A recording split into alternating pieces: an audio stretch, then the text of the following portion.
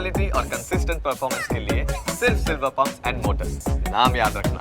બાદ પણ મુખ્યમંત્રીનું નામ હજી સુધી તેના વિશે કોઈ જાહેરાત નથી કરવામાં આવી। આજે જ્યારે બેઠકો મળી રહી છે ત્યારે એક તરફ ભારતીય જનતા પાર્ટીએ મહાયુતિને સાથે રાખીને ચાલવાની પણ જ્યારે વાત હોય ત્યારે કઈ રીતનું સમગ્ર ગણિત આજે જોવા મળી શકે છે?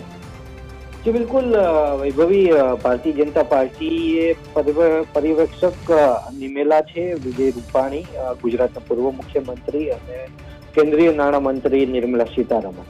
आ बने आज भारतीय जनता पार्टी महाराष्ट्र जे धारासभ्यो जे चूंटाईने आवेला छे तेमनी शासक दळनी आ बेठक बोलाववामां आवेली छे ने तेनी अंदर तेमनो नेता ए जाहेर करवामां आवशे। અત્યાર સુધીમાં સ્પષ્ટ એ થઈ ગયેલું છે કે મુખ્યમંત્રી જે છે તે ભારતીય જનતા પાર્ટીનો રહેવાનો છે અને ભારતીય જનતા પાર્ટીના જે ધારાસભ્યો છે તે પોતાનો નેતા જે છે તે પસંદ કરશે। ત્યારબાદ ત્રણેય જે પક્ષો છે જે ગઠબંધન સાથે ચૂંટણી લડેલા ત્રણેય પક્ષો છે તેની અંદર જે ખાતાની વહેંચણી અને કોને કયો હોદ્દો મળશે તે અંગેની જે ચર્ચા છે તે થતી હોય છે। તે ઓલમોસ્ટ ફાઇનલ થઈ ગયેલું છે। શિવસેના અને એનસીપી ની અંદરથી જે છે તે ડેપ્યુટી મુખ્યમંત્રી આવશે, એકનાથ શિંદે ડેપ્યુટી મુખ્યમંત્રી હોઈ શકે છે। તે જ રીતે ભારતીય જનતા પાર્ટી પાસે મુખ્યમંત્રી પદ આવવાનું છે, પરંતુ સાથે જ આ જે શિવસેના જે છે તો તેમને મહત્વના ખાતાઓ અને મંત્રાલય વધી શકે છે। તે જ રીતે એનસીપી ને પણ મહત્વના ખાતાઓ અને મંત્રાલય વધી શકે છે।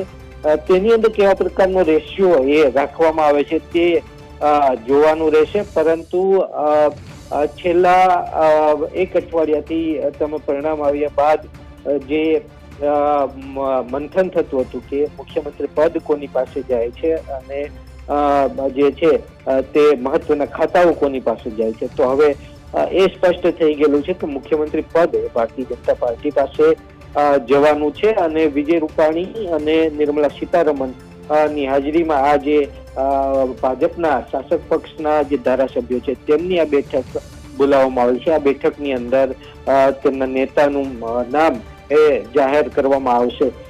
દેવેન્દ્ર ફડણવીસ સિવાય પણ નવો ચહેરો હોઈ શકે છે।